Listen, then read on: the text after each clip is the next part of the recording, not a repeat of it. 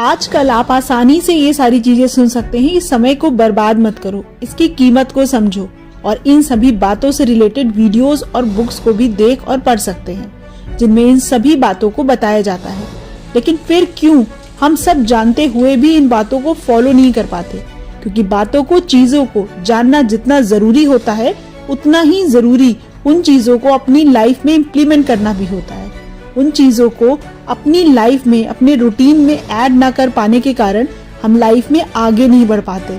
इसीलिए आज हम आपको इस वीडियो में 5 ऐसे टाइम मैनेजमेंट की बातें बताने जा रहे हैं जिन्हें अगर आपने एक बार भी समझ लिया तो आपके लिए आपके टाइम को अपने अकॉर्डिंग मैनेज करना मुश्किल नहीं होगा। ये तो हम सब जानते हैं कि टाइम की हमारे लाइफ में क्या इम्पोर्टेंस है। ये वो चीज है जो अगर आपकी लाइफ में चला जाए तो कुछ भी कीमत देने पर वापस नहीं आता। इसीलिए इसे कब, कहां और कैसे स्पेंड करना है ये हमें बहुत अच्छे से पता होना चाहिए। क्योंकि बहुत से लोगों के असफल होने का कारण ही यही होता है कि वो अपने टाइम को सही से मैनेज नहीं कर पाते। इसीलिए समय रहते ही ये टाइम मैनेजमेंट की जरूरी बातों को जान लेना बहुत जरूरी है। तभी हम अपनी लाइफ में अपने सभी गोल्स को, ड्रीम्स को पूरा कर पाएंगे। तो चलिए बिना देर करे स्टार्ट करते हैं अपना आज का ये वीडियो। सबसे पहली बात जो आपको हमेशा ध्यान रखनी है वो है सेट योर प्रायोरिटीज। कुछ भी यूं ही मत करते रहिए। पहले ये बात अच्छे से समझ लें कि क्या चीज जरूरी है, क्या करना हमारे आने वाले कल को बनाने का काम कर सकता है। उन्हीं कामों को ही ज्यादा इम्पोर्टेंस दें। कई बार हम ये समझ ही नहीं पाते हैं कि हमारे लिए कौन सा काम किस टाइम पर जरूरी है। इसके चलते हम अपने उन कामों पर बहुत ज्यादा समय लगा देते हैं जो या तो इतने जरूरी ही नहीं होते हैं या फिर वो काम सिर्फ हमारा समय ही खराब कर रहे होते हैं। इसीलिए अपने दिन, हफ्ते, महीने के कामों को अपनी प्रायोरिटीज के चलते ही पहले डिवाइड कर लें। ये आपके बहुत से टाइम और एनर्जी को सेव करने का काम करता है।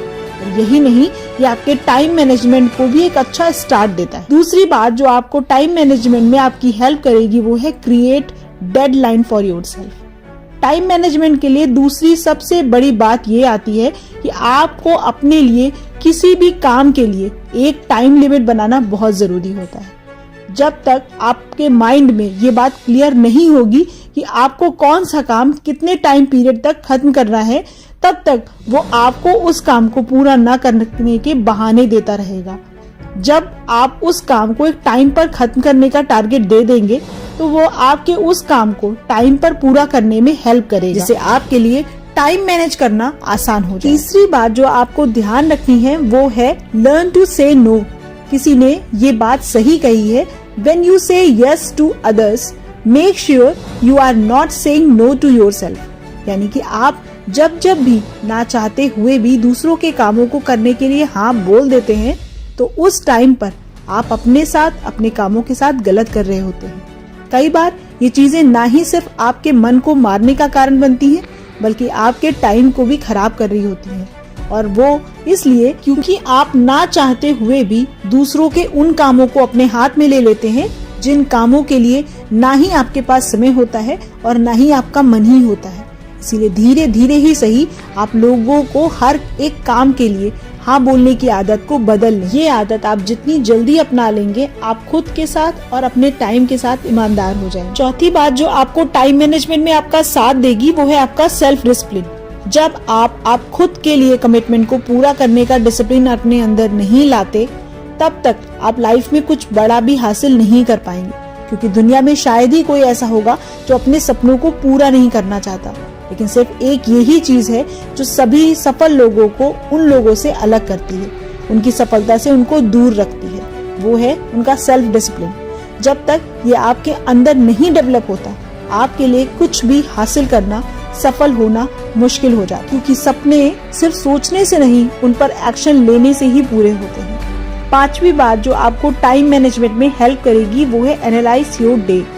दिन की शुरुआत में या फिर कहें किसी काम को स्टार्ट करने से पहले हम जो भी प्लान बनाते हैं उस काम को वैसे ही पूरा करते जाते हैं। लेकिन कभी कभी स्टार्टिंग में बनाए हुए प्लान भी टाइम के अकॉर्डिंग बदलने पड़ते हैं। इसीलिए सिर्फ स्टार्टिंग प्लान से ही नहीं बल्कि एंड ऑफ द डे उस प्लानिंग को एनालिसिस करना भी जरूरी होता है। ये देखने के लिए कि हमारी प्लानिंग सही डायरेक्शन में जा रही है या नहीं, अगर नहीं तो उसे टाइम के अकॉर्डिंग चेंज भी आपको करते रहना चाहिए। यह आपके नेक्स्ट डे के टाइम को भी बचाएगा, उसके साथ ही साथ समय रहते उस काम को पूरा करने में भी आपकी हेल्प करेगा। इसीलिए डे एनालिसिस भी आपके टाइम मैनेजमेंट का एक हिस्सा जरूर होना चाहिए। आप इन 5 बातों का ध्यान रखकर अपने टाइम को अपने किसी भी गोल को पूरा करने के लिए इस्तेमाल कर सकते हैं। आपको इनमें से कौन सा टाइम मैनेजमेंट टिप अपने लिए ज्यादा यूजफुल लगा, ये हमें कमेंट करके जरूर बताइएगा। हमें आपके कमेंट्स का इंतजार रहेगा।